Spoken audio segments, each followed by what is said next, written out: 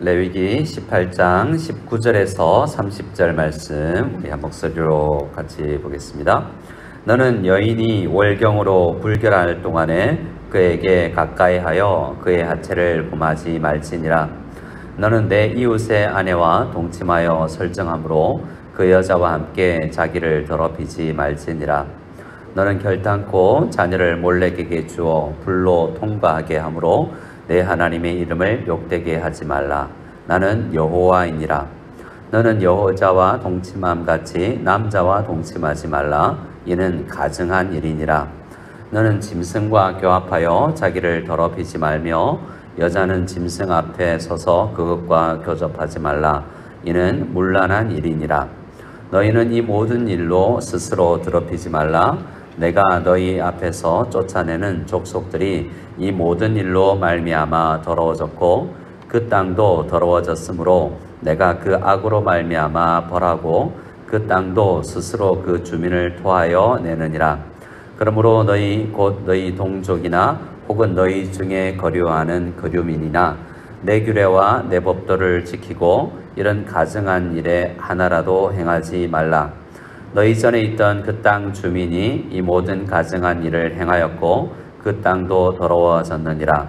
너희도 더럽히면 그 땅이 너희가 있기 전 주민을 토함같이 너희를 토할까 하노라. 이 가증한 모든 일을 행하는 자는 그 백성 중에서 끊어지리라. 그러므로 너희는 내 명령을 지키고 너희가 들어가기 전에 행하던 가증한 풍속을 하나라도 따름으로 스스로 더럽히지 말라. 나는 너희 하나님 여호와이니라. 아멘. 어제 말씀에 이어서 오늘 말씀도 가정예배 드리기 쉬운 본문이 아니죠. 함께 어젯밤 가정예배를 드리면서 핵심이 무엇이냐, 어제 말씀 나누었던 것처럼 우리 여호와 하나님이 우리의 구주시고 우리는 하나님의 것이다 라는 것을 중심으로 함께 나누었습니다. 우리가 하나님 것이라면, 하나님이 우리를 구원하였다면 어떻게 사는 것이 더 중요할까를 생각하는 것이죠. 그래서 오늘 말씀은 주로 십계명의 일부도 그렇고 일부도 그러지 않은 것처럼 하라, 하지 말라의 형태 중에서 오늘은 하지 말라라는 게 많지 않습니까?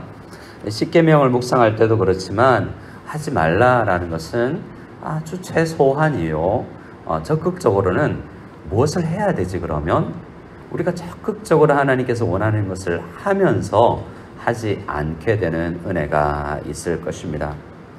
예를 들어서 오늘 21절에 이런 일들 중에서 주로 성적인 문제와 관계되다가 21절은 자녀를 몰래에게 주어서 불로 통과하게 하는 인신제사, 이방 종교에 있는 가장 악랄한 것 중에 하나에 자녀를 하나님 그 신에게 제물로 바치는 인신제사를 하는 것이 하나님께 얼마나 싫어하는 것이냐를 이야기하고 있죠. 하나님의 이름을 욕되게 하는 거다. 그럼 반대로 하나님의 이름에 영광을 돌리는 일은 어떤 것인가? 참된 제사와 예배를 드리는 것이 되겠죠. 그래서 우리는 정말 하나님을 사랑하면서 예배 드리면서 하나님의 이름을 영광 돌리고 높이는 것이 우리의 목표가 되고, 그것이 참 즐거운 일이 될 때 자연스럽게 하나님의 이름을 욕되게 하지 않게 될 것입니다. 오늘 말씀을 보면 주로 더럽히지 말라라는 말씀이 반복되고 있습니다. 어떤 일이든지 여기 거론된 거 말고 하나님의 이름을 욕되게 하는 것이 있는가 하면 그것이 또 나에게 더러움이 된다라는 겁니다. 20절 하반절에 20절에 내 이웃의 아내와 동침하면 자기를 더럽히게 되는 것이다 라고 이야기합니다. 23절에는 짐승과 점점 심해지죠. 이 성적인 죄는 남녀도 가리지 않고 나이도 가리지 않고 가깝고 멀고도 가지 않고, 이 말씀들을 묵상해 보면서 우리가 얼마나 참 연약한 존재고 어느 순간 갑자기 이 안목의 정욕을 통해서 가지고 싶다라는 생각이 들고 신할산 외투를 훔쳤던 아간처럼 어느 날 갑자기 그 전날까지 괜찮았는데 갑자기 우리에게 들어오는 충동이 이런 성적 충동이기도 하다라는 것입니다. 그런데 그런 짐승과 23절의 교합은 나를 더럽히는 것이다 라고 이야기합니다. 24절에서는 이때까지 이야기한 모든 것, 이 모든 일로 스스로 더럽히지 않는 것이 중요하다. 그러면 반대로 어떤 일입니까? 어떤 일을 하든지 스스로 깨끗하거나 하나님께 영광이 되거나 정말 하나님께서 기뻐하는 일을 하는 것이 중요하겠죠. 그런데 문제는 이런 일을 하는 것이 쉽지 않다는 거잖아요. 우리의 죄된 본성으로 인하여서 하나님께 영광을 돌리고 싶은데, 나를 더럽히지 않고 싶은데, 하나님의 이름을 높게 하고 싶지 않은데 연약하여서 넘어질 때가 있는데, 그럴 때 어떨 것인가? 이런 것이 우리에게 또한 중요한 질문일 것입니다.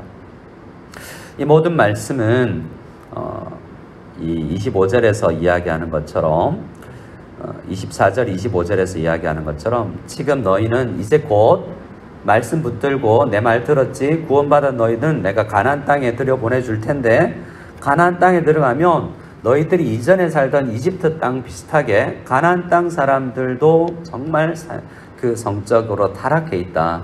나를 모른다. 그래서 하는 나의 이름을 욕되게 하면서 살고 있다.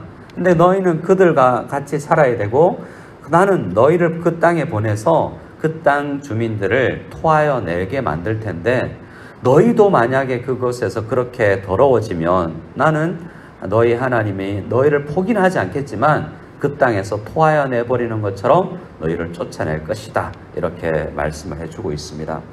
그래서 이스라엘 백성들에게 오늘 우리에게 주님께서 말씀하시는 것은 이렇게 살지 말고 하나님의 영광을 위해서 살기를 위해서 간절히 기도하라 라는 것입니다.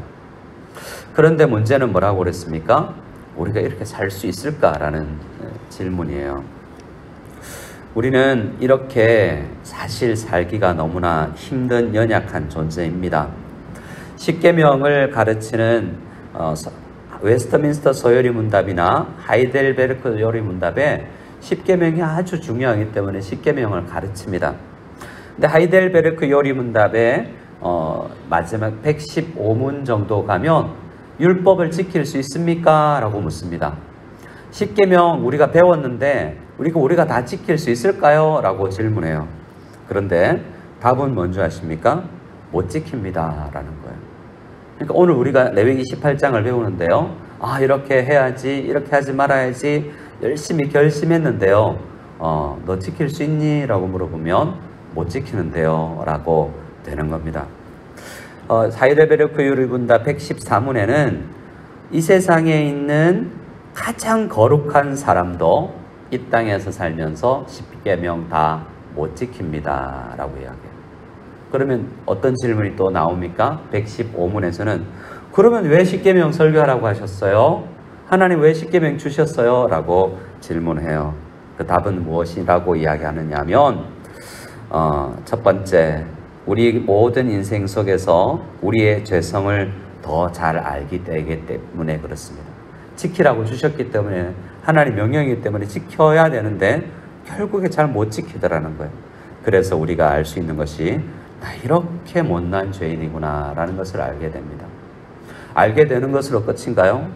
이렇게 큰 죄인을 위해서 주님께서 나를 위해서 죽으셨구나 라는 하나님의 사랑도 알게 되죠. 그래서 더욱 간절히 죄 용서받은 것에 대한 감사가 나오게 되고, 또 한 번 여전히 남아있는 연약한 이런 죄를 짓는, 예수님의 말씀에 의하면 이런 죄를 짓지 않는 것뿐만 아니라 생각만 하러도 죄를 짓는 음욕을 품게 되면 간음하는 것인데, 그럴 때마다 하나님 용서해 주십시오 하고 더 간절히 기도하게 되는 은혜가 이런 말씀을 들을 때 생겨난다라는 것입니다. 두 번째, 왜 이런 레위기 18장 말씀 같은 성적인 죄 혹은 10계명의 7계명이나 10계명을 주셨는가? 우리가 지속적으로 노력하기도 원한다는 것입니다. 100% 이 땅에 있으면서 못해요. 하지만 지속적으로 하나님의 이름을 욕되게 하지 말아야지, 지속적으로 내가 더러워지지 말아야지 라는 노력을 하기를 주님께서 원하신다는 것입니다. 또 내 노력으로 안 되니 성령을 의지하고 성령의 은혜를 주시기를 간절히 기도하게 된다는 것입니다. 그러니 첫 번째도 기도요, 두 번째도 기도예요. 하나님, 나 죄인이군요. 나 구원하여 주셔서 감사합니다라고 기도하고, 또 여전히 남아있는 죄를 해결해 주십시오라고 그리스도의 의를 나에게 덧입혀 주십시오라고 기도하게 되고요. 또 하나님, 지속적으로 노력하게 도와주세요라고 기도하는데 노력해도 안 되니 은혜가 필요합니다. 성령의 은혜를 다해 주십시오라고 기도하게 됩니다. 또 결과적으로 조금씩 내가 의로워지는 모습을 보면서도 주님 앞에 감사하여서 기도하게 되죠. 성경을 보면 신약 성경 고린도전서 10장에 그런즉 너희가 먹든지 마시든지 무엇을 하든지 하나님 영광을 위해서 살아갈 수 있도록 기도하라 라고 이야기를 합니다. 시편 73편에서는 하나님 가까이 하는 것이 내게 복입니다 라고 기도합니다. 그러니까 성도는 이런 말씀을 듣고 하나님의 이름을 욕되게 하지 말아야지, 나를 더럽히지 말아야지 라고 조심하면서 기도하면서 살다 보니 하나님과 가까이 갈 수가 있어요. 우리가 죄를 지으면, 우리가 마음에 뭔가 있으면 남편이 아내에게도 가까이 가지 못하게 되고, 내가 학교에서 선생님께 죄를 지으면 선생님께 우물쭈물하게 되는데, 성도가 하나님 가까이 가서도 하나님 여기 왔습니다 라고, 하나님 저 왔어요 라고 기뻐하면서 가까이 갈 수 있는 것이 복이라는 것입니다. 하나님 앞에 더럽지 않다라는 생각이 좀 드는 것이죠. 그래서 주를 멀리하는 자는 망하고 음녀같이 되지만 주를 가까이 하는 이 새벽이 하나님께 복이라는 것을 알게 되는 것이죠.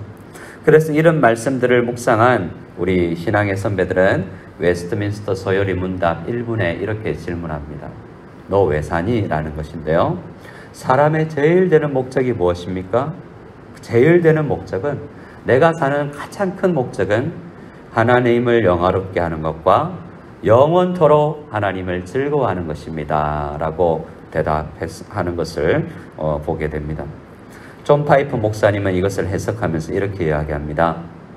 하나님을 영원히 즐거워하면서 그것이 하나님께 영광이 됩니다 라고요.